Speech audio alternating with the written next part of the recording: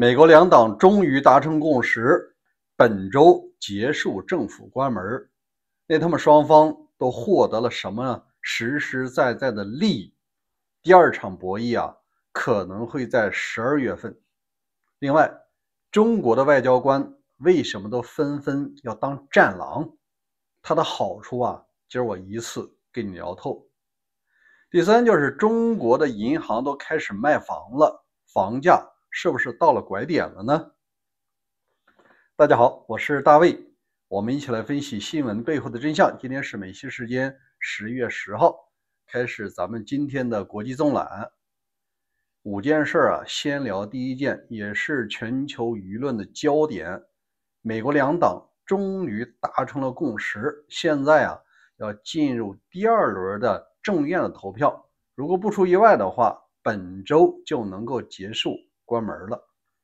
现在的 X 上有两个尖锐对立的意见，一个是说民主党这次啊，应该乘胜追击的时候，该挺住的时候跪了，怂了。还有人讲呢，这次可能是下了一个大棋。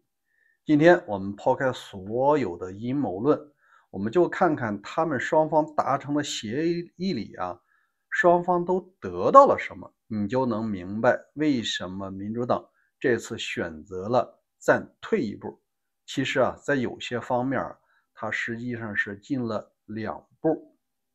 首先说，老川代表的共和党，他们得到了政府开门啊，很多事儿啊，如果你继续关下去，这个骂名啊，压力是越来越大了。当然是盼着尽早开门。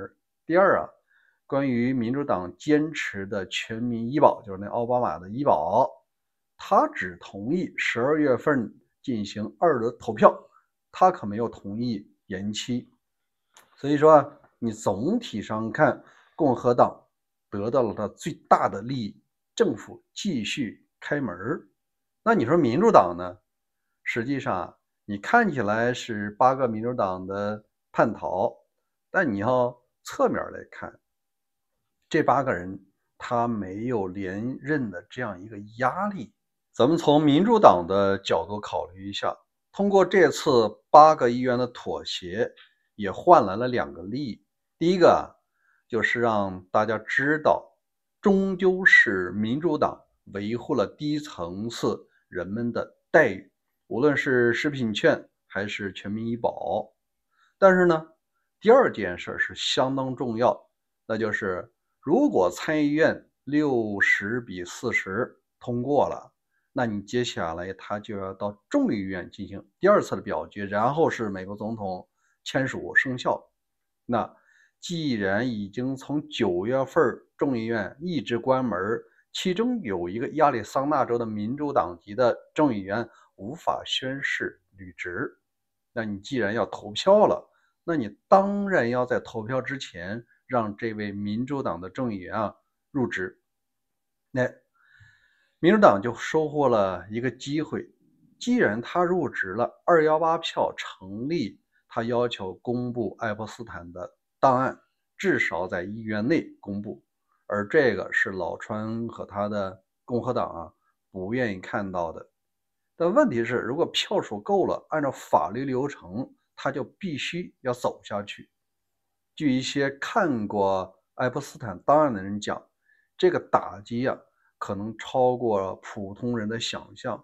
据说有一些图片是非常的不雅的，有一些是没有穿什么衣服的一些图片，其中就有老川。那既然有这种事儿，他当然不愿意进行下去啊。但是啊，我已经在60票同意你了，那你就必须让我的众议员入职，入职以后咱就启动下一次。所以说12月份呢，还是有2场仗的，一个是爱泼斯坦公布了以后，会不会引起比这政府关门啊更大的麻烦，对于共和党来讲。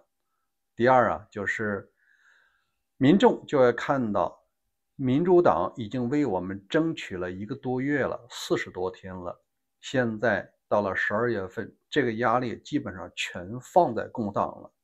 如果共和党继续坚持不再给这个延期，医保，接下来啊，有2000多万人就面临一个事儿，啪，大幅涨价，原来是7、8千的费用可能会涨成22000，甚至是24000。对一个年薪不到10万的家庭来说，这是一笔巨大的投入。那你说他恨谁？他烦谁？他烦的结果啊，就可能体现在明年的投票上了。因为根据数据显示，真正享受这个奥巴马医保的，他没多少蓝州的，有65%左右，恰恰就在红州。而这些人啊，去年投了老川的票。有中国呢有句话讲究是，你自己约的那事儿呢，你含着泪你也得打完啊。所以让洪博再看一下，你自己选的总统呢，哎，你的保费增加了，那接下来投票的时候你自己不就有数了吗？所以说不能因为民主党在某一个方面退了一步啊，你就说他失败了。大家还是要综合的来看。第二件事呢，我想说一下中国的一位外交官，正厅级的，叫薛健，他呢，着实把这个世界人民的，尤其是外交官吓了一跳。因为高市早苗的首相在这个日本众议院听证的时候，他提到，就日本有事儿，就是台湾有事儿，然后呢，美军介入就自动触发了那个日本有事儿，我们得参与，我们得派兵。他把这句话呢说得更加实在了。这句话当然要触怒了中方呢，本身他们认为台湾是自己的内政。在回应上，你不可能再重复以前了。在高市早苗和习近平见面的时候，双方就谈了一些事儿。后来呢，高市早苗呢又放出了一些自己的观点，中方已经发了一次叫严正警告、强烈抗议、性质恶劣、情节严重，这4句话已经说了一遍，你都不能再说一遍吗？这句词儿呢，就让一个正厅级的外交官，就是驻大阪的总领事，他在 X 上发了一个威胁性的话语，他说要斩首。当然了，斩首目标应该是高市早苗了，因为他特地放了高市早苗的这个新闻。这件事儿啊，让世界上所有的外交官都感觉到不可思议。你搞外交的不是搞国防，不是搞这个军事的，外交要讲究一些礼仪。第二呢，你办事儿也有分寸，不能这样粗鄙，更不能说宣扬暴力。但是我们必须深层次的分析，在老习治下的外交官，他们愿意当战狼，战狼有大大的好处。因为多年前我有一位大姐，她呢曾经是这个驻欧盟的官员，相当于副部级，她就提到，中国的外交官有很多办法是可以赚钱的，他们的捞钱的本事不次于市长和市委书记。比方说，中国的驻外交部长是正部长级，有时候还兼着国委员，属于是正国级了。实际上，驻美、驻日和这个驻俄啊，基本上它是高配的，它的大使是副部长级。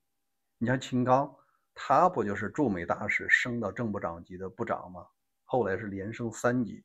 当然了，现在他已经这个进去了哈。那我们说的是驻大阪总领事啊，他属于一个正厅局级，他们捞钱的本事相对不如大使。那位驻欧盟的官员就提到，他说，如果说外交官想赚钱，有很多门道。比方说，他即将知道要达成一个协议，要大量进口某一个国家的猪肉，他就告诉你国内的哪些股票就可以抛掉了，或者可以做空了。因为大量的猪肉进来，中国的养殖业就会受到冲击，那股价就往下降。你得这个消息就能让你赚大钱。比方说某一个国家的关系走向尾声，他已经和台湾断交了，中方是必然断交。但是某一个贵金属是依赖于这个国家的，那现在如果囤积这个重金属，或者赶紧找其他的方式获得的话，你这个企业就能暴赚。尤其是对于全球有投资的矿业来说，有时候信息啊，它比那高科技赚的钱更多、更直接，也更快。另外，他们提到卢撒野呢，他原来是驻法大使，后来啊，人家那个战狼言论给他带来实实在在的好处。他现在的职位啊，是升到了中国与欧盟的特别代表，他的权力实际上超越了驻欧盟大使。为什么这样讲呢？欧盟你只是说常驻在布鲁塞尔，负责和当地的外交官进行沟通，他干的是活，但并不参与决策。而罗萨姐她升官以后呢，她不光对欧盟，整个欧洲，因为有些欧洲国家它不是欧盟的，她都能管，甚至她可以以老习代表的身份呢，和当地的总统啊、总理啊进行直接会面。他手里掌握的权力对政策的影响是完全超越了驻欧盟大使的，实际上他已经是副部级了。所以对于这个叫薛建这位外交官啊，正厅级57岁，如果再不干出点名堂，再过3年他就退休了。退休以后啥也不是，就是一老大爷。但是如果他能进到副部，下一步当日本大使，当然这个够呛啊，他可能会被驱逐。他也许去别的国家当个大使啊，升个半级，最不济回到国内，他也能当个副司长啊，当个那个副部长，这也可以。说到底，这对他来讲是一次豪赌，退休前3年的豪赌。本质上不是老习和外交部长让他说这么赤裸裸的话的，他就是想赌一把，我就说了。反正为了中方出了口气，如果你怪罪下来，就是说我个人用词不当。你要是说大家跟我想法一样，那升官那是一定的。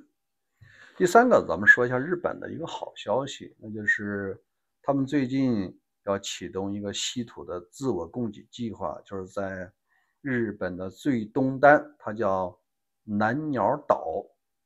这个岛才1.6平方公里，是个小岛，也没有常住人口，顶多就有点那个观测站。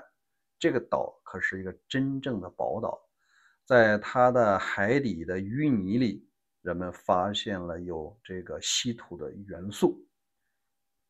它这个好处在哪儿呢？它直接可以用船去吸，把这个淤泥吸上来以后啊，运到日本本土进行提炼。提炼完了以后啊，这个它不光能自己用，还能够出口。这也就是为什么高市早苗首相他能够硬刚老习的原因之一。在稀土这方面，他慢慢是能够自己的，甚至能成为你的竞争者。当然了，在本土在精炼稀土的时候，可能会有一些污染的问题，那无非是砸钱嘛，砸钱成本增加了，那也比被人家卡脖子要好得多。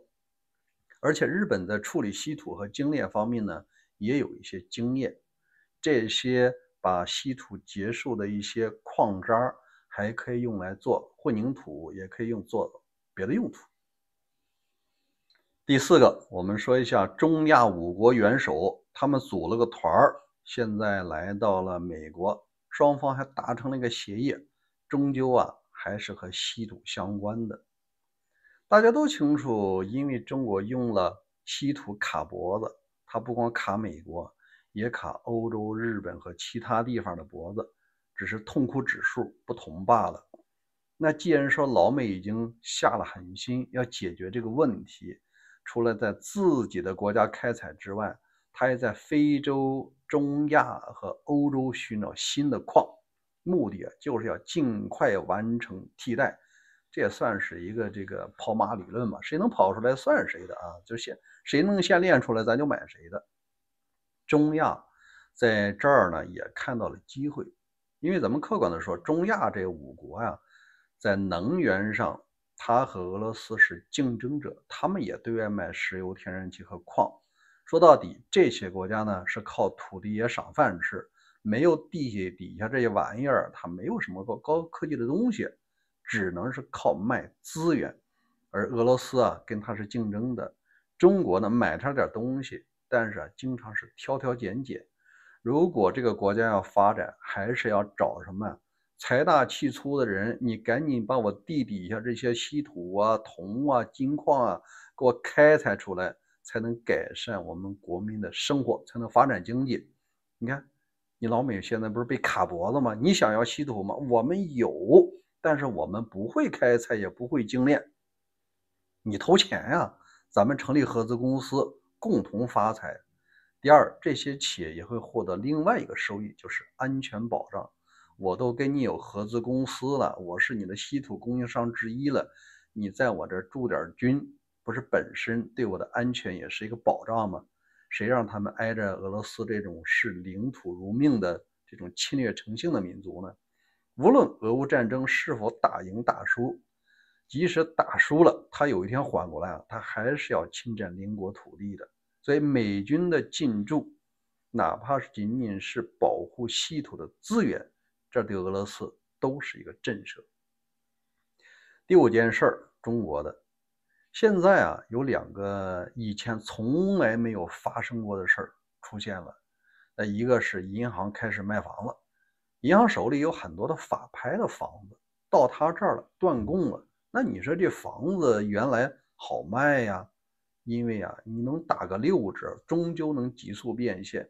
但是现在银行发现打6折不行，市场上有打5折了，你只能再往下打。